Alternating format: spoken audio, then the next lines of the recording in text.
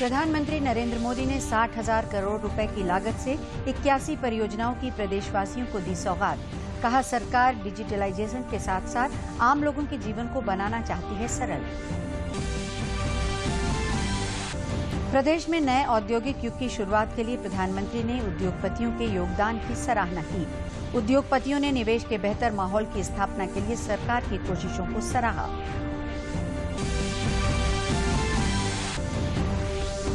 राजधानी लखनऊ में प्रदूषण के नियंत्रण की मुहिम के तहत शीघ्र ही इलेक्ट्रॉनिक बसों का होगा संचालन।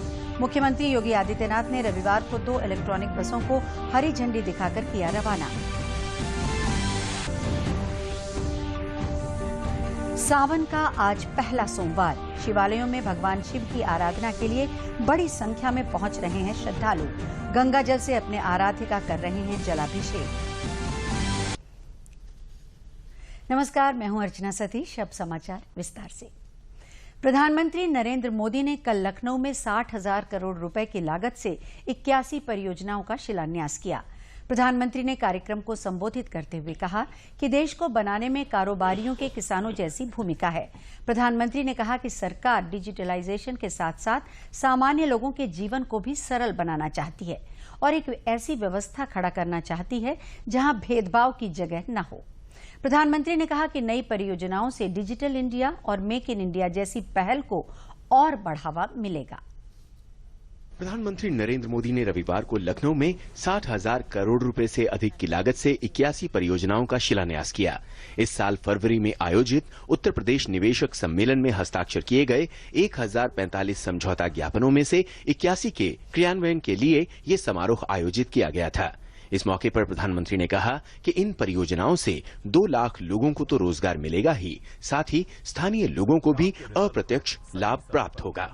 जो प्रोजेक्ट आज शुरू हुए हैं, इनमें यहाँ के 2 लाख से अधिक युवाओं को सीधा रोजगार मिलने का वाला है और इसके अतिरिक्त जहां ये उद्योग लगेंगे, फैक्ट्रियां लगेगी, वहां के स्थानीय लोगों को अप्रत्यक्ष रोजगार भी मिलेगा। इन परियोजना से किसान हो, श्रमिक हो, युवा हो, हर किसी को लाभ होने वाला है। प्रधानमंत्री ने जोर देते हुए कहा कि हम डिजिटलाइजेशन के साथ साथ सामान्य मानवीय की जीवन को भी सरल बनाना चाहते हैं और एक ऐसी व्यवस्था खड़ा करना चाहते हैं जहां भेदभाव की जगह न हो। डिजिटलाइजेशन के साथ साथ सामान्य मानवीय के जीवन को सरल बनाना चाहते हैं। एक ऐसी व्यवस्था खड़ी करना चाहते हैं जहां किसी प्रकार के भेदभाव की गुंजाइश ना हो। प्रक्रियाओं में गति भी दिखे और संवेदनशीलता भी दिखे। न अपना, न पराया, न छोटा, न बड़ा, सबके साथ समान व्यवहार, यानी कुल मिलाकर सबका साथ, सबका विकास। प्रधानमंत्री ने साथ ही कहा कि उन्हें उद्योगपतियों से मिलने में कोई संकोच नहीं है क्योंकि उनकी नीयत साफ है। प्रधानमंत्री ने जोर देते हुए कहा कि देश के विकास में उद्योगपतियों की भी अहम भूमिका रही है। हम वो लोग नहीं है जी जो उद्योगकारों के बगल में खड़े रहने से डरते हैं, वरना कुछ लोगों को आपने देखा होगा, उनकी एक फोटो आप नहीं निकाल सकते किसी उद्योगपति के साथ। लेकिन एक देश का उद्योगपति ऐसा नहीं हो जिन्होंने उनके घरों में जाकर के साष्टांग दंडवत न किए हो। लेकिन जब नीयत साफ हो, इरादे नेक हो, तो किसी के भी साथ खड़े होने से दाग नहीं लगते।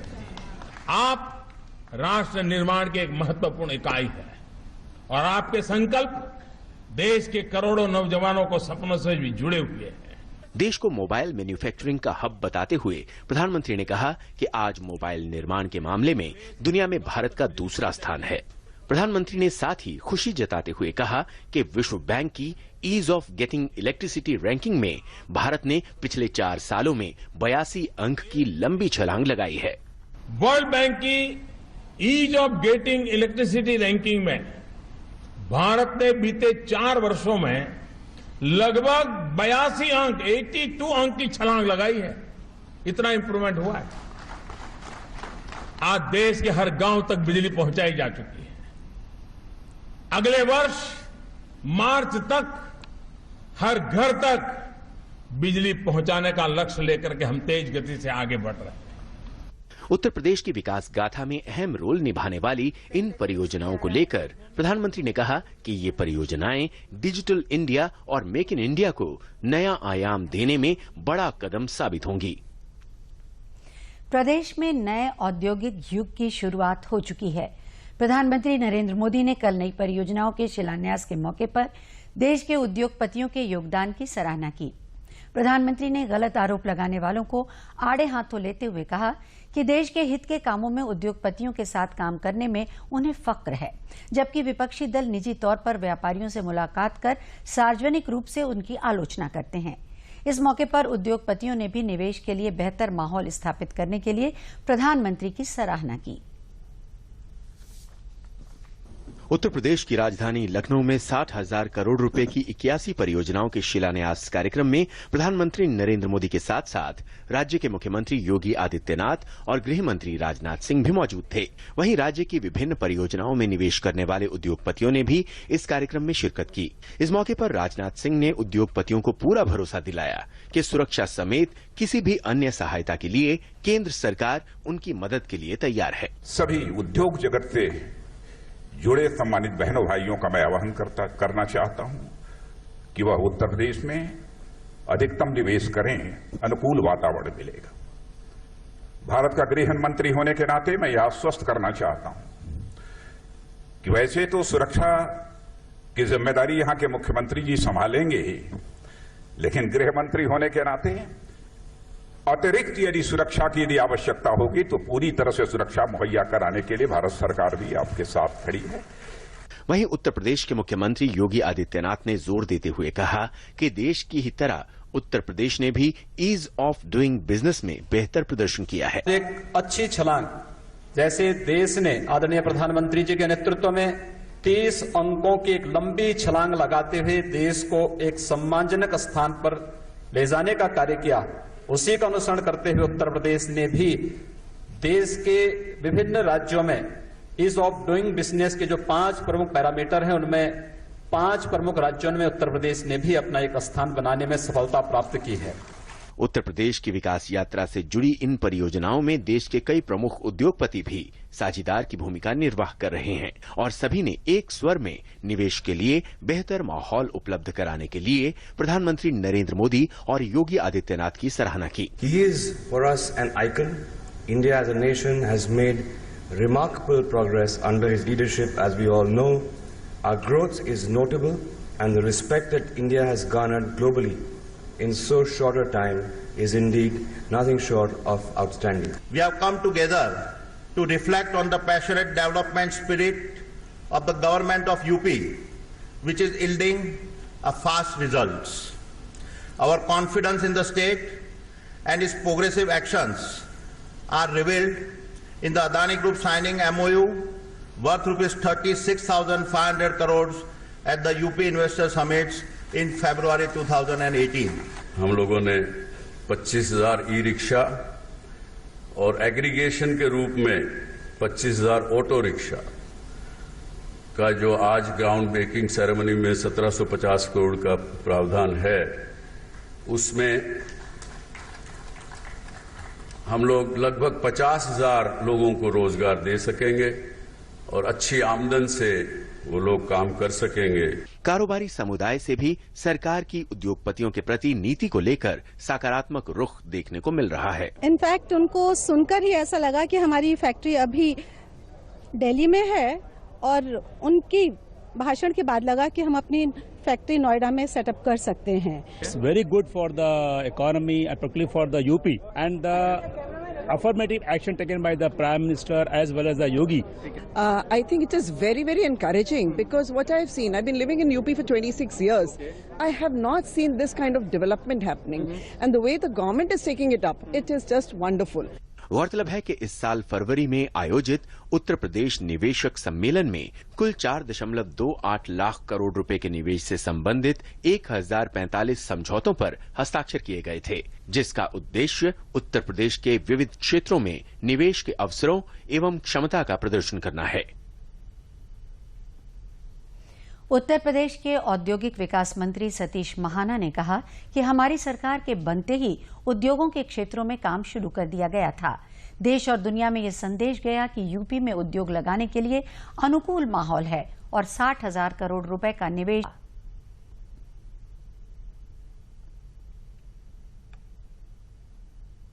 हमारी सरकार आने के बाद we had a strong bond of relationship between the industries and the government, और उस नाते से आदरणीय मुख्यमंत्री जी के निर्देश पर पूरे दुनिया और देश के अंतर्गत एक संदेश गया कि उत्तर प्रदेश महत्वपूर्ण डेस्टिनेशन हो सकता है इंडस्ट्रीज के लिए।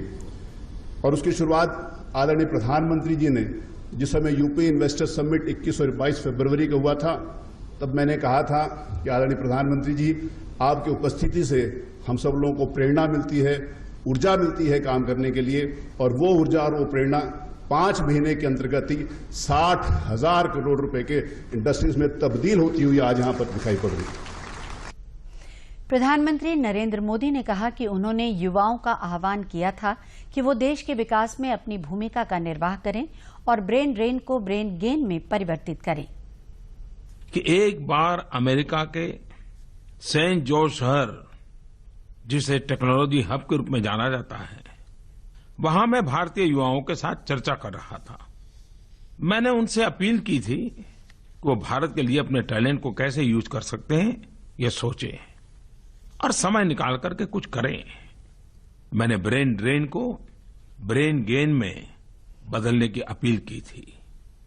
रायबरेली के 2 आईटी प्रोफेशनल्स, योगेश साहू जी और रजनीश वाजपेयी जी ने मेरी उस चुनौती को स्वीकार करते हुए एक अभिनव प्रयास किया।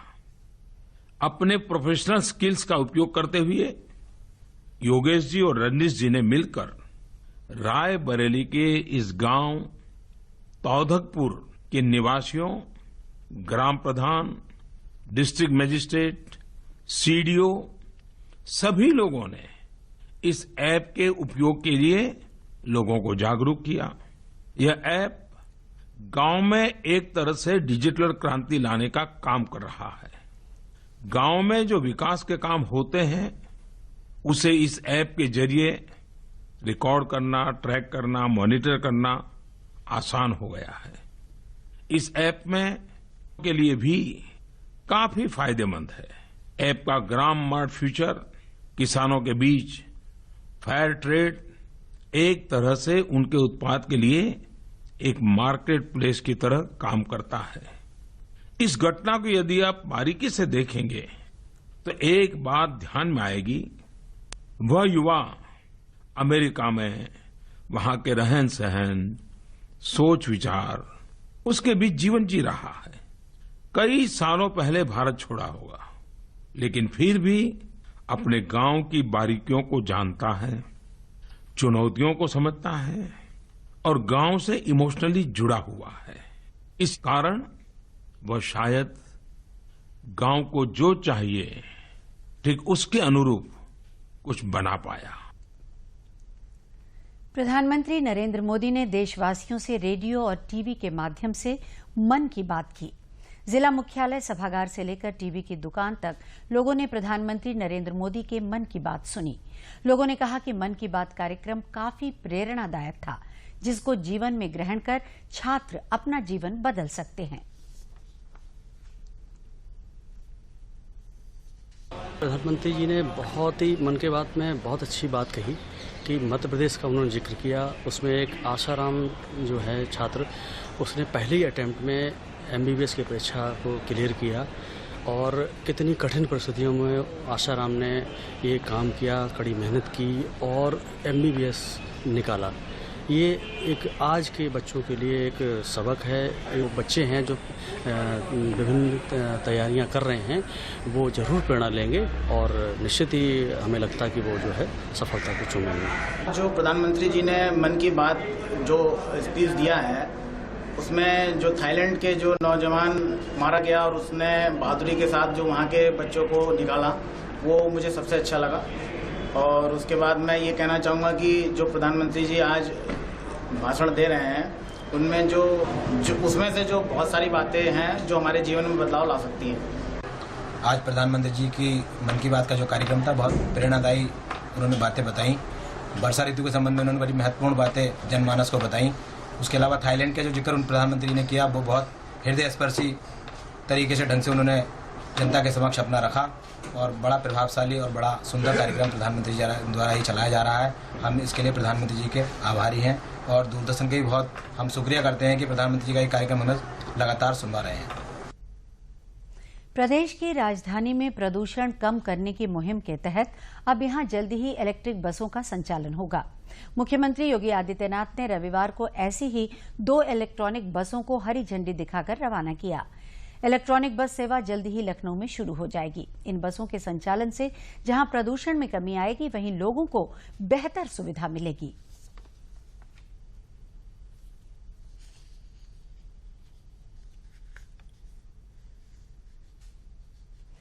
पाकिस्तान तहरीक-ए-इंसाफ पार्टी ने घोषणा की है कि इमरान खान देश के स्वतंत्रता दिवस 14 अगस्त से पहले प्रधानमंत्री पद की शपथ लेंगे। सूत्रों के मुताबिक पाकिस्तान में अगली सरकार बनाने के इरादे से पार्टी छोटे दलों और निर्दलीय उम्मीदवारों से संपर्क की कोशिश कर रही है। पाकिस्तान तहरीक-ए-इंसाफ देश में 25 जुलाई के हुए आम चुनाव के बाद सबसे बड़ी पार्टी के तौर पर उभरी। पार्टी के पास खुद के दल बनाने के लिए जरूरी संख्या बल नहीं है। पीटीआई नेता नईनुल हक ने कहा कि संख्या बल पूरा करने के लिए सलाह मशवरा जारी है। प्रधानमंत्री आवास योजना गरीबों के लिए वरदान सिद्ध हो रही है तथा लोगों के आवास के सपनों को पूरा कर रही है। अंबेडकर नगर के खत्मीपुर निवासिनी चंपा देवी ने बताया कि उन्हें प्रधानमंत्री आवास योजना के तहत 1,20,000 रुपए मिले थे, जिससे उन्होंने अपना घर बनवाया। चंपा देवी ने बताया कि पूर्व में उसका घर छप्पर का था और उन्होंने गरीबों को आवास देने के लिए प्रधानमंत्री का धन्यवाद दिया। वहीं मसेना मिर्जापुर निवासिनी शोभावती ने बताया कि पहले उसका मकान खपरेल का था। प्रधानमंत्री आवास योजना के तहत उसका मकान अब पक्का हो गया। अब उसे आवास की कोई परेशानी नहीं है। लक्ष्मीपुर रामनगर ब्लॉक का रहा वाला है। हमारे मड़ाई सरकार रहा है। हमें 1,20,000 रुपया मिलन, वही से हम घर बनवली। प्रधानमंत्री जी का योजना बहुत अच्छी होती है। रहने बहुत दिक्कत होत रहा। प्रधानमंत्री आवास योजना प्रधान जी से मिली। ई आवास हमें जैसे हमें रहने कोनो दिक्कत ना है। केंद्र द्वारा संचालित राष्ट्रीय ग्रामीण आजीविका मिशन से सोनभद्र जैसे पिछड़े जनपद में भी महिलाएं महत्वपूर्ण भूमिका निभा रही हैं। महिलाएं इसके माध्यम से छोटे छोटे रोजगार कर घर की आर्थिक स्थिति को मजबूत कर रही हैं। जिले की अघोरी खास की सुनीता देवी ने समूह गठन कर सिलाई कढ़ाई का काम शुरू किया था। धीरे धीरे इन्होंने कृषि यंत्र खरीदे जो किसानों को किराए पर देकर पैसा कमा रही हैं तथा कृषि को बेहतर कर रही हैं। इससे समूह की अच्छी आय हो रही है।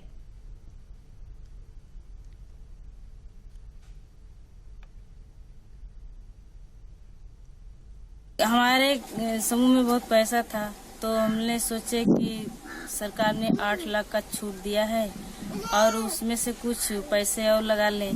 तो 1 लाख हम लोग ग्रुप बनाए, 1 लाख समूह से लिए पैसा और 1 लाख बैंक से लिए लोन। तो उससे हम लोग ट्रैक्टर खरीदे और rotavator, pump set, pipe, spray machine आने की किसानी के बारे में पूरा व्यवस्था हम लोग कर लिए अपने। कुछ हो गया था तो हम लोग आने की 150 महिला जुट करके हम लोग खेती किसानी में लग गए। खेती से जुड़े समूह सदस्यों का मानना है कि अब उन्हें कृषि यंत्र के लिए किसी का मुंह नहीं देखना पड़ता। समूह में मौजूद कृषि यंत्र निर्धारित शुल्क जमा कर प्राप्त करते हैं। इससे जहां एक तरफ कृषि को फायदा हो रहा है, वहीं समूह को भी फायदा हो रहा है। समूह से अच्छा चल रहा है। समूह से पैसा लेके हम लोग सब काम धंधा करते हैं और यही सब खेती गृहस्थी करते हैं। जो जोताई ट्रैक्टर का चल रहा है उसका 600 रुपया घंटा जोतता है। हम लोग जोताई करवाते हैं। पहले हम लोग परेशान थे, गांव में ढूंढना पड़ता था, उनसे बात करना पड़ता था, तो नहीं मिलता था तो परेशानी आती थी। अब समूह हो गया है तो हम लोग घर से अपना लेके काम कर लेते हैं, टाइम से काम हो जाता है। सुरसती देवी के जीवन में भी राष्ट्रीय आजीविका मिशन के तहत बदलाव आया है। सुरसती ने समूह से लोन लेकर परचून की दुकान खोली थी। धीरे धीरे करके ब्याज सहित पैसा लौटा दिया और अब फिर काम बढ़ाने के लिए समूह से ऋण लिया है। इससे इनके परिवार की आय बढ़ गई और आर्थिक रूप से ये मजबूत भी हुई। आजीविका मिशन जो है जब से आया है तब से हम लोग बहुत खुश हैं। अब खुद का अपना समूह बनाई हुई हूँ और इसमें लेन देन मैं अपने जो समूह से ले रही हूँ उसमें अपने दुकान में धंधे में बढ़ा रही हूँ, उससे मैं बहुत आमदनी कमा रही हूँ और इससे अपना परिवार का पालन पोषण सब कर रही हूँ। हमने शुरू में 1000 से शुरू किया है और 1000 हमने वापस कर दिया। उससे फिर हमने 5,500 लिया, 5,500 अपने धंधे में लगाया, फिर उससे कमा के हमने ऋण और ब्याज दोनों वापस कर दिया। फिर उससे आया CIF का पैसा, फिर हमने उससे 20,000 रुपया लिया, जो कि हर प्रति माह 1,000 और ब्याज उसके साथ ही वापस कर दुकान से कमा के वापस कर रही हूँ। बांदा में राष्ट्रीय ग्रामीण आजीविका मिशन योजना के तहत महिलाओं का सशक्तिकरण ही नहीं हो रहा बल्कि इनको आर्थिक मजबूती भी मिल रही है। पुरनिया गांव की महिला किसान सुचेता ने स्वयं सहायता समूह के माध्यम से न सिर्फ अपनी तकदीर बदली बल्कि अन्य महिलाओं के लिए प्रेरणा का स्रोत भी बनी। भैंस पालन और खेती किसानी के माध्यम से आज उनका परिवार खुशहाल है और धीरे धीरे बैंक का पैसा भी वापस कर दिया है।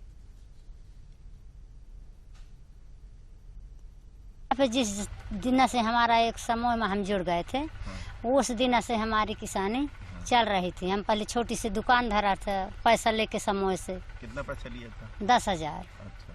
फिर हम दुकान के लिए लिए थे 10,000। फिर हम खाद के लिए 20,000 लिया था। फिर 35,000 हमने ये ऋण वापस करके 35,000 लिया था, भैंस लिया था। हमारे समस्या रही है कि जब घर में कुछ रहा नहीं है, खेती में होता नहीं रहा, सूखा पड़ जाएगा तो कुछ पड़ जाए तो कुछ होता नहीं रहा। अब ये कुआं से थोड़ी जैसे सींच लीन, जब से समूह के पैसा ले लीन समूह से तो उससे हमारा चलता रहता है, सींच खाद तेल।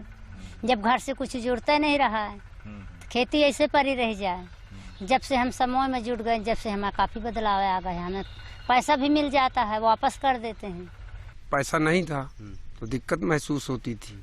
अब मान लीजिए समूह से पैसा मिल जाता है तो उससे हमारी दिक्कत भी हट जाती है और फिर कमा करके नहीं उसको भर देते हैं। फिर जरूरत पड़ती है तो फिर ले लेते हैं। ग्राम विकास विभाग द्वारा चलाई जा रही इस योजना के तहत विभाग के प्रशिक्षक गांव-गांव में गरीब महिलाओं का चयन कर उन्हें प्रशिक्षित करते हैं। सप्ताह में बैठक कर पैसे एकत्रित कर बैंक में जमा कराए जाते हैं। समूह के गठन के 3 महीने पूरे होने पर विभाग द्वारा समूह के खाते में 15,000 रुपए कर दिए जाते हैं और समूह में बैठक कर सभी सदस्यों की सहमति से किसी भी महिला को काम करने के लिए 2% ब्याज पर दिया जाता है। जिला प्रबंधक राकेश सोनकर का मानना है कि इस योजना से महिलाओं को काफी लाभ हुआ है। साथ फार्मेसी बैंक जब वहाँ पे एस्टेब्लिश हुआ और दिया गया तो उसमें लगभग आज की डेट में 3-3.5 लाख रुपए की इनकम जो उन्होंने की है। निश्चित रूप से सुचेता पार्वती महिला स्वयं सहायता समूह की सदस्य है और वो उसके अंदर समूह में जब जुड़ी थी तो काफ़ी वो संजीदा से जो है बैठक में आना, नियमित बचत करना, नियमित लेन देन करना, उधार वापसी करना, ये सब समूहों का निश्चित रूप से पालन, पंचसूत्र का पालन करती रही है वो। और उसने कई बार 2 से 3 बार जो है उसने अपनी गतिविधियों के लिए छोटा छोटा लोन लिया है। आज की डेट में लगभग 1 से 1.5 लाख रुपया समूह के माध्यम से उसने 3-4 बार में लिया है। तो कई तरह की गतिविधियाँ की। पहले वो दुकान रखी थी, दुकान में लगाई है, दुकान से उसकी आय बढ़ी है। इसके बाद वो खेती में लगाई है। जब वो उसको जानकारी हुई खेती के बारे में तो पैसा लेके समूह से तार फेंसिंग वगैरह करा के सब्जी उत्पादन का काम करी है, जिससे उससे काफ़ी उसको लाभ हुआ है और वो काफ़ी प्रगतिशील किसान के रूप में पहचानी जा रही है और निश्चित रूप से उसकी आर्थिक स्थिति में सुधार हुआ है। प्रदेश सरकार ने महिला हेल्पलाइन नंबर 181 का व्यापक स्तर पर प्रचार प्रसार करने के निर्देश दिए हैं। महिला कल्याण विभाग की अपर मुख्य सचिव रेणुका कुमार ने राज्य के सभी मंडलायुक्तों और जिलाधिकारियों से कहा है कि दीवारों पर मोटे अक्षरों में 181 महिला हेल्पलाइन नंबर तथा रेस्क्यू वैन के बारे में वॉल राइटिंग कराई जाए। रेणुका कुमार ने बताया कि केंद्र सरकार द्वारा महिलाओं को सहायता उपलब्ध कराने के लिए 181 हेल्पलाइन का संचालन किया जा रहा है। इसके तहत सूचना मिलने पर संबंधित महिलाओं को तत्काल आवश्यक सहायता उपलब्ध कराई जाती है। और अब खबर जम्मू कश्मीर से। जम्मू कश्मीर के पुलवामा जिले में आतंकवादियों ने सीआरपीएफ के एक जवान के घर में घुसकर हत्या कर दी। पुलवामा के नायक क्षेत्र में अज्ञात आतंकवादी नसीर अहमद राथिर नामक सीआरपीएफ के जवान के घर में जबरदस्ती घुसे और उन पर गोलियां दागी। गंभीर रूप से घायल नसीर अहमद को पुलवामा जिले अस्पताल में भर्ती कराया गया, लेकिन उनकी मृत्यु हो गई। हमलावरों की धरपकड़ के लिए इलाके में तलाशी अभियान शुरू कर दिया गया है। नसीर अहमद राठेर पुलवामा जिले में सीआरपीएफ की 182वीं बटालियन में तैनात थे। पुलिस ने मामले की जांच शुरू कर दी है। सावन का आज पहला सोमवार है। शिवालयों में भगवान शिव की आराधना श्रद्धालु पहुंच रहे हैं। गंगा जल से अपने आराध्य का जलाभिषेक कर रहे हैं। श्रद्धालुओं की पूजा अर्चना के कार्यक्रम को देखते हुए मंदिरों में विशेष तैयारियां की गई हैं। उधर अयोध्या में मेलार्थियों की भारी भीड़ उमड़ आई। अयोध्या पहुंचे श्रद्धालु सरयू में डुबकी लगाकर कनक भवन, हनुमानगढ़ी, रामवल्लभा कुंज और राम जन्मभूमि सहित सभी प्रमुख मंदिरों में पूजा अर्चना में जुटे हैं। भोले शंकर के मंदिरों में शिव भक्तों की भारी भीड़ देखने को मिल रही है, जहां भक्त शिव के जयकारों के बीच दुग्धाभिषेक और जलाभिषेक कर रहे हैं। प्रशासन की ओर से भीड़ को नियंत्रित करने के लिए बैरियरों की व्यवस्था की गई है। साथ ही सुरक्षा के भी पुख्ता इंतजाम किए गए हैं।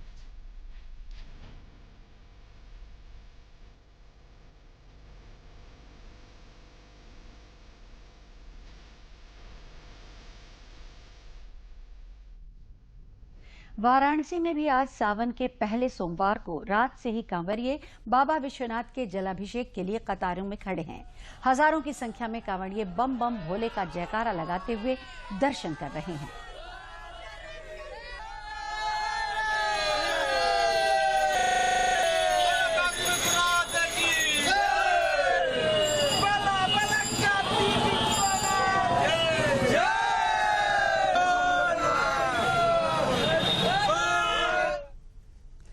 और अब बारी मौसम की। प्रदेश में लगातार हो रही बारिश से जहां कृषि के लिए अच्छी संभावनाएं दिखाई पड़ रही हैं, वहीं कुछ क्षेत्रों में जन और धन की हानि की सूचनाएं भी मिली हैं।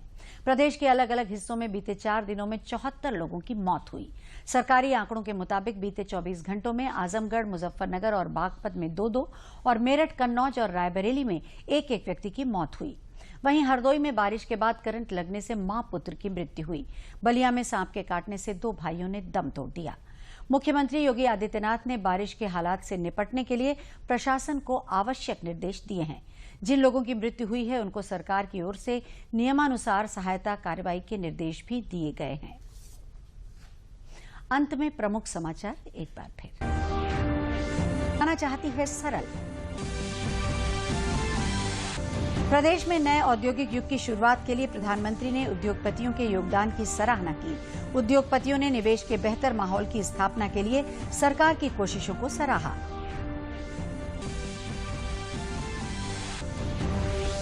राजधानी लखनऊ में प्रदूषण के नियंत्रण की मुहिम के तहत शीघ्र ही इलेक्ट्रॉनिक बसों का होगा संचालन। मुख्यमंत्री योगी आदित्यनाथ ने रविवार को 2 इलेक्ट्रॉनिक बसों को हरी झंडी दिखाकर रवाना किया। सावन का आज पहला सोमवार। शिवालयों में भगवान शिव की आराधना के लिए बड़ी संख्या में पहुंच रहे हैं श्रद्धालु। गंगा जल से अपने आराध्य का कर रहे हैं जलाभिषेक। इसी के साथ ये समाचार बुलेटिन अब समाप्त होता है। नमस्कार।